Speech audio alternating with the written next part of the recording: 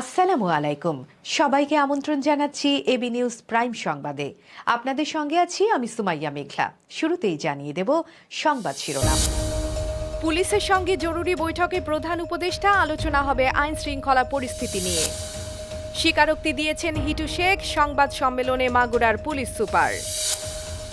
নির্বাচন কমিশনকে সাহায্য করতে চায় ইউরোপীয় ইউনিয়ন, জানান সিইসি।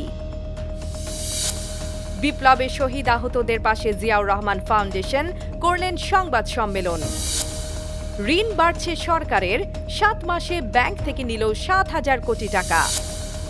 নর্থ মেসিডোনিয়ায় নাইট ক্লাবে ভয়াবহ আগুন, নিহত অন্তত 51। যুক্তরাষ্ট্রে টর্নেডোর ভয়াবহ আঘাতে নিহত কমপক্ষে 34। 6,000 কোটি টাকার লিগ ক্রিকেট আনছে সৌদি আরব, সাথে থাকছে অস্ট্রেলিয়া। দর্শক, এতক্ষণ শুনছিলেন শিরোনাম, এখন বিস্তারিত। প্রধান উপদেষ্টার উপপ্রেস সচিব আবুল কালাম আজাদ মজুমদার জানিয়েছেন, আইন শৃঙ্খলা পরিস্থিতি নিয়ে মানুষের মধ্যে উদ্বেগ বিদ্যমান। এই প্রেক্ষাপটে প্রধান উপদেষ্টা সোমবার 17 মার্চ সারা দেশের মাঠ পর্যায়ের পুলিশ কর্মকর্তাদের সঙ্গে বৈঠক করবেন। রোববার 16 মার্চ রাজধানীর ফরেন সার্ভিস একাডেমিতে নিয়মিত ব্রিফিংয়ে এ তথ্য জানান তিনি। উপপ্রেস সচিব বলেন, প্রধান উপদেষ্টা সারা দেশের মাঠ পর্যায়ের পুলিশ কর্মকর্তাদের ডেকেছেন। এই বৈঠকে পুলিশ সুপার ও তার উপরের পদমর্যাদার কর্মকর্তারা উপস্থিত থাকবেন। বিভিন্ন মহানগর কমিশনার, রেঞ্জ ডিআইজি, ক্রাইম টিমের সদস্য সহ 127 জন শীর্ষ পুলিশ অফিসার বৈঠকে অংশগ্রহণ করবেন। পুলিশের আইজিপি সেখানে স্বাগত বক্তব্য রাখবেন। 5 অগাস্টের পর পুলিশের পক্ষ থেকে নেয়া বিভিন্ন উদ্যোগ সম্পর্কে প্রধান উপদেষ্টাকে অবহিত করা হবে। মাননীয় প্রধান উপদেষ্টা আগামীকালকে সারা দেশের পুলিশ কর্মকর্তা, মাঠ পর্যায়ের যারা পুলিশ কর্মকর্তা আছেন তাদেরকে ডেকেছেন। আগামীকালকে এসপি তাদের সাথে বসবেন, এখানে ওনার দিক নির্দেশনামূলক বক্তব্য দিবেন। মাগুরায় 8 বছরের শিশুকে ধর্ষণ ও হত্যার মামলার প্রধান আসামি হিটু শেখ শনিবার 15 মার্চ আদালতে 164 ধারায় স্বীকারোক্তিমূলক জবানবন্দি দিয়েছেন। পুলিশ বাকি 3 আসামিকে জিজ্ঞাসাবাদ করছে। পুলিশ সুপার জানিয়েছেন, 8 বছরের শিশুর ধর্ষণ মামলার অন্যতম আসামি হিটু শেখ জবানবন্দি প্রদান করেছেন এবং অন্যান্য 3 জনের জিজ্ঞাসাবাদ চলছে। রোববার 16 মার্চ দুপুর 12:30টার দিকে মাগুরা সদর থানা ওসির কক্ষে সংবাদ সম্মেলনে এ তথ্য জানান জেলা পুলিশ সুপার মিনা মাহমুদা। ধর্ষণ মামলায় এ পর্যন্ত আমরা 4 জনকে গ্রেফতার করেছি। এই 4 জন আসামির অন্যতম আসামি হিটু শেখ আদালতে স্বীকারোক্তিমূলক জবানবন্দি দিয়েছে। বাকি 3 জনকে এখনও জিজ্ঞাসাবাদ করছি। এই মামলা সংশ্লিষ্ট আলামত আমরা সংগ্রহ করে সিআইডিতে পাঠিয়েছি ফরেনসিকের জন্য। প্রধান নির্বাচন commissioner CEC AMM Nasir Uddin জানিয়েছেন, ইউরোপীয় ইউনিয়ন আমাদের সহায়তায় আগ্রহী।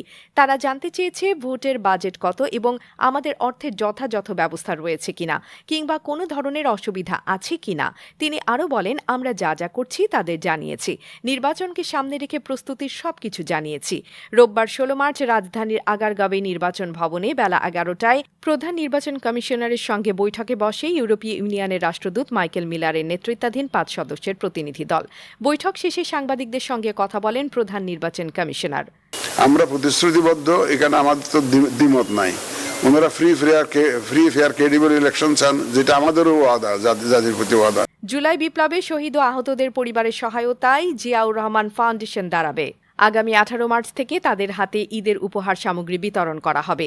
রোববার 16 মার্চ জাতীয় প্রেস ক্লাবে আয়োজিত এক সংবাদ সম্মেলনে সংগঠনের নির্বাহী পরিচালক অধ্যাপক ডাক্তার ফরহাদ হালিম ডোনার এ তথ্য জানান। অধ্যাপক ফরহাদ হালিম বলেন, জুলাই বিপ্লবে শহীদ ও আহতদের বিষয়ে সরকারের প্রদত্ত তালিকা থেকে 850 পরিবারের তথ্য সংগ্রহ করা হয়েছে। এসব পরিবারকে ঈদ উপহার সামগ্রী প্রদান করা হবে। 18 তারিখ থেকে আমরা সারা বাংলাদেশ ব্যাপী প্রত্যেকটা জেলায়, প্রত্যেকটা উপজেলায় যারা নিহত হয়েছেন তাদের ঠিকানা আমরা আমাদের বের করেছি এবং আমরা চেষ্টা করছি যে প্রত্যেকটা বাসাতে, প্রত্যেকটা পরিবারের পাশে গিয়ে দাঁড়িয়ে ঈদের এই যে আমাদের ঈদের যে গিফট সেটা তাদের কাছে পৌঁছে দেওয়ার জন্য। তো আমাদের প্রোগ্রামের 2টা পার্ট, একটা হচ্ছে যারা আহত তাদের গিফটটা পৌঁছানো এবং যারা নিহত তাদের বাসায় ঈদের এই গিফটটা পৌঁছে দেওয়া। চলতি 2024-25 অর্থবছরের প্রথম 6 মাসে ব্যাংক খাত থেকে সরকার 6,744 কোটি টাকা নিট ঋণ নিয়েছে। ব্যাংকের পাশাপাশি ব্যাংক বহির্ভূত ঋণও বেড়েছে সরকারের। চলতি প্রথম 6 মাসে ব্যাংকের বাইরে থেকে সরকার 24,688 কোটি টাকা নিট ঋণ নিয়েছে। বাংলাদেশ ব্যাংকের প্রকাশিত প্রতিবেদনে এ তথ্য উঠে এসেছে। বিস্তারিত দেখুন প্রতিবেদনে। চলতি 2024-25 অর্থ বছরের প্রথম 6 মাসে সরকার ব্যাংক ব্যবস্থায় ঋণ গ্রহণের ক্ষেত্রে একটি নতুন উচ্চতায় পৌঁছেছে। জুলাই থেকে ডিসেম্বরের মধ্যে সরকার ব্যাংকগুলো থেকে 6,744 কোটি টাকা নিট ঋণ নিয়েছে। এর ফলে গত ডিসেম্বরের শেষে ব্যাংক থেকে সরকারের মোট ঋণের পরিমাণ 4,75,666 কোটি টাকায় পৌঁছেছে। এছাড়া ব্যাংক বহির্ভূত ঋণও বেড়েছে। চলতি অর্থ বছরের প্রথমার্ধে সরকারের ব্যাংক বহির্ভূত নিট ঋণের পরিমাণ 24,688 কোটি টাকা। গত অর্থ বছরের একই সময়ে এই পরিমাণ ছিল মাত্র 7,090 কোটি টাকা। বাংলাদেশ ব্যাংকের এক প্রতিবেদনে এসব তথ্য উঠে এসেছে।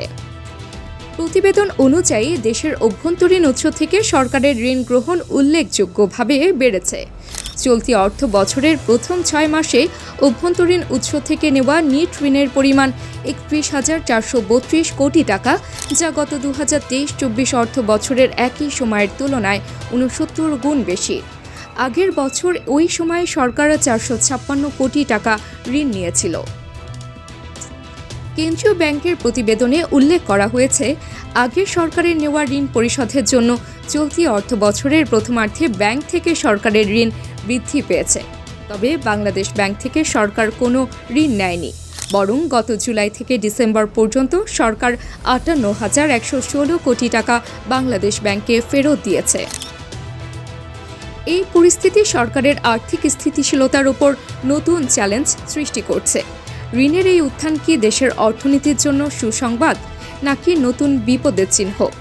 এমন প্রশ্ন দেখা দিয়েছে।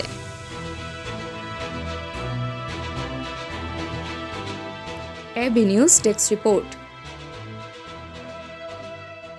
দক্ষিণ পূর্ব ইউরোপের স্থলবেষ্টিত দেশ নর্থ মেসিডোনিয়ায় একটি নাইট ক্লাবে ভয়াবহ অগ্নিকাণ্ডের ঘটনা ঘটেছে। এতে কমপক্ষে 51 জন নিহত এবং প্রায় 100 জন আহত হয়েছেন। বার্তা সংস্থা এপি জানিয়েছে, রবিবার 16 মার্চ মধ্যরাতের পর ভোরের দিকে কোচানির একটি নাইট ক্লাবে আগুন ছড়িয়ে পড়লে এই হতাহতের ঘটনা ঘটে।